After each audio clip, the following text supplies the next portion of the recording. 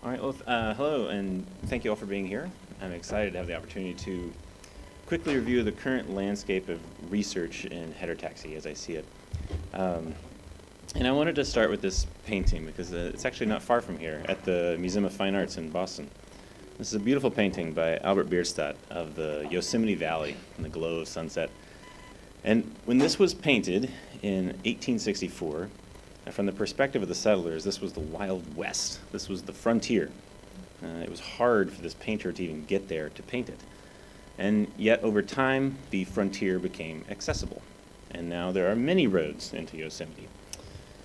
And here are those roads. So this map perhaps is another way to look at the landscape of Yosemite, which is a little bit less beautiful, but I think still rich with meaning. I actually had this map framed on my wall for many years, and I think that maps are meaningful because you can either look at the map and see where you've been, and all these lines and dots have memory and meaning, or it can be a way to plan where you want to go and how to get there. So I consider the work of Albert Bierstadt and the National Park Service as we look at the landscape of heterotaxy research. There are many roads leading in from many subspecialties and many beautiful sights to see. So to begin, let's identify the pioneers. Several of whom we heard talks from yesterday, which is very exciting for me. So when pulling together all heterotaxy-related publications from the last 25 years, we can see that 25 authors are responsible for 30% of the publications, while the remaining 70% were written by authors who did not continue to have heterotaxy as a focus in their research. And here are the top 25 publishers in terms of the number of papers and commentaries that have been written. And I want to emphasize the gratitude I have for all of these people.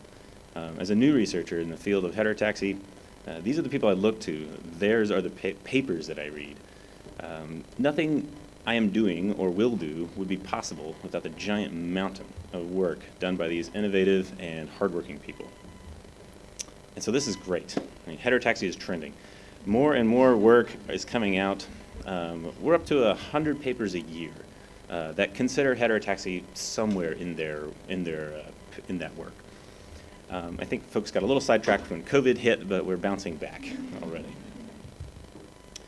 And when you split up the publications by institution of origin, you see to little surprise that Boston is in the lead, with CHOP, Pittsburgh, Toronto, Penn, Cincinnati, Baylor, and several others not far behind, both in America and abroad.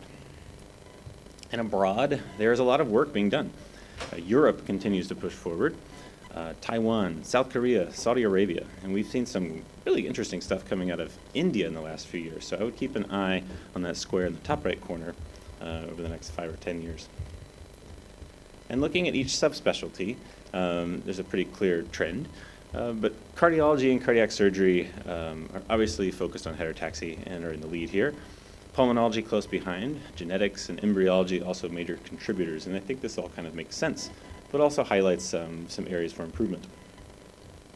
And I think that distribution will start to level out once global awareness improves. And right now we see our patients as our patients.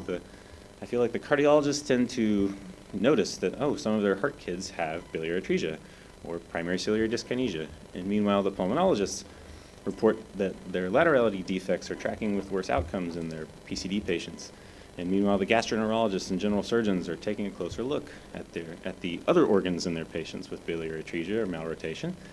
And the perspective is starting to shift. And so I think for me and for many others, the child sitting before me in clinic is a heterotaxy patient who has congenital heart disease and not a congenital heart disease patient who has heterotaxy. And so with that in mind, I'll quickly review some highlights and papers that I've enjoyed from the various clinical fields over the last few years. This paper has been mentioned, I think, several times before already, but just to illustrate the point I've made, this was a really cool paper, a nationwide group of PCD researchers who've appreciated the presence of laterality defects in their PCD patients over the last 20 years and asked whether the presence of isomers affected outcomes. And importantly, they found that the children with PCD who have heterotaxy syndrome actually have worse respiratory outcomes than those without heterotaxy, and this was reviewed very in depth yesterday. This is critical for building that global recognition of the clinical importance of heterotaxy syndrome.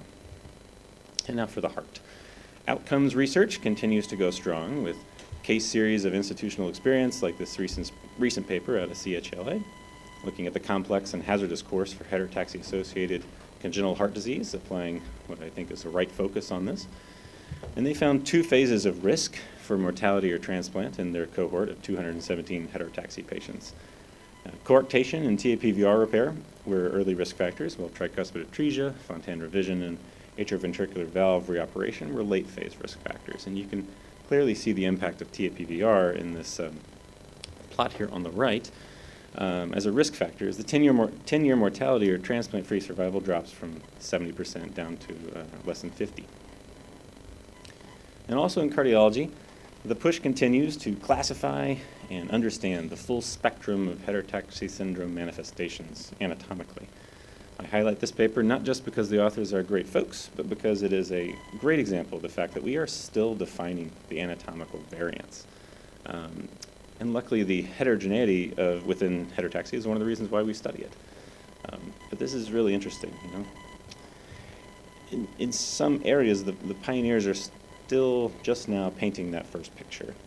And we only learned where the thoracic duct went in heterotaxy 2 years ago. This is amazing. But again, in a condition where every child is truly unique, cataloging all the variants is essential as we try to improve outcome.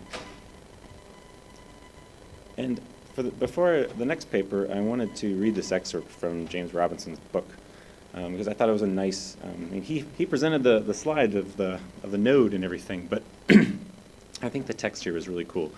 So I'll just read this. 2.5 weeks into the pregnancy, a small cluster of tiny hairs forms at the embryo's midline. These are called cilia, and these cilia have a specific purpose.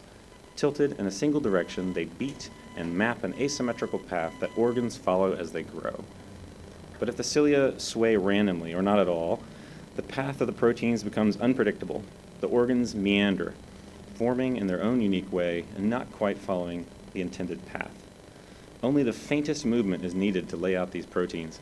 Some researchers believe that it requires the beats of just 2 cilia, and the whole process happens in just 3 or 4 hours. In enough time for dinner and a movie, one's fate is sealed. So the map is drawn quite quickly indeed. And here's this map. The primary cilia generate flow and determine the left-right axis. Nodal, lefty, and PITX2 are genes that are expressed only on the left, and you get your normal looping of the heart tube and end up with a nice normal 4-chamber heart. And so at the beginning of heterotaxy, work in genetics and embryology pushes forward in exciting ways. And I picked this article because it's delightfully translational, and because it highlights a lively debate. This group in Houston studied a cohort of patients with nodal variants and cataloged their cardiac anatomy. And so on the left, you see the pedigrees that they studied. This is a lot of families, a lot of children. And on the right, you can see a map on the top here of the different mutations in the same gene and the type of mutation that they are, with some example cardiac anatomies displayed below. And they offer an observation and an interpretation. First, that nodal mutations associated with heterotaxy syndrome were all right isomerism in their cohort, or situs inversus, and there were no patients with left isomerism. And second, they noted that all nodal mutations resulted in some form of abnormal arrangement of the great arteries. Now, this touches on a debate within pediatric cardiology as to whether great artery transposition or malposition should be considered as a conal truncal defect, which is issues with neural crest migration, or as rather a true laterality defect. And I won't dive into this now, but if the slides are shared later, you can look up these papers and enjoy some of the discussion that has been had. So, just a quick reminder again, here is this map that we're all familiar with. However, one thing that interests me, and this is a little out there, is what happens after this node resolves and is gone, and the organs continue to follow on this path of left and right. Like, what is going on there at the cellular level? And I talked with Dr. Lowe about this yesterday because I was reading one of her book chapters, and this comment here that nodal flow may be necessary but not sufficient for establishing the left-right axis highlights the complexity of this process, and there may well be epigenetic or intrinsically cellular processes that we don't fully understand yet. And this was a paper actually from 2018 from a group led by Leo Wan, and they were using chick embryos, and they're treating these embryos with a chemical that activates signaling with something called protein kinase C. And just with this chemical, and again, this is after the nodal stuff has happened, just treating with this chemical, you see the heart tube loop in a different way. So they're affecting a cellular intrinsic process post-nodal establishment of left-right axis that seems to flip at least to the heart looping. So there may be something that we need to discover here. And cellular chirality is what he studies, and what does that even mean? How can a cell have chirality? What does that mean? There's a lot of debate about terminology in heterotaxy, but it's something that we're improving and continuing to work on. And we must have clear terminology, because without clear terminology, the database and clinical research gets blurred as patients are improperly lumped together or left out of analysis. And I feel that confusing terminology also kind of raises the activation energy of new researchers looking to get into the field, and highly charged opinions can tend to be repulsive.